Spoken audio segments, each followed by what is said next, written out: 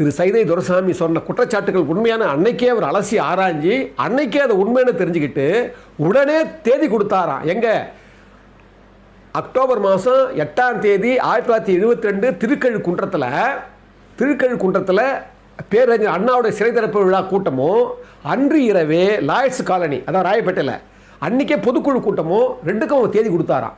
எது வேறு இது உண்மைன்னு தெரிஞ்ச பிறகு தான் இதை தான் என்ன பண்ணாராம், திருக்கழுக்குன்றத்து அந்த மீட்டிங்கில் தான் முதல்ல கணக்கு எழுப்புறாரு. என்ன சொல்கிறாரு, நான் இங்கே நம்ம கட்சியில் எல்லாரும் செல்வாக்காயிட்டாங்க, நிறைய லஞ்சலாவண்யம் பண்ணிட்டு போயிட்டு அவங்கெல்லாம் பண்ணிட்டாங்க.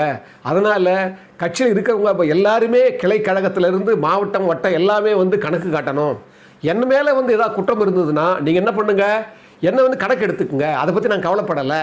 என் மனைவிக்கு சொத்து வாங்கியிருக்க நான் பாருங்கள், ஏன்னா எதுக்கு சொத்து வாங்கிக்கிறேன் அப்படின்னா சினிமாவில் சம்பாதிக்கிற ராமச்சந்திரன், அப்போ நான் கணக்கு காமிக்க நீங்கள் காமிங்க அப்படின்ற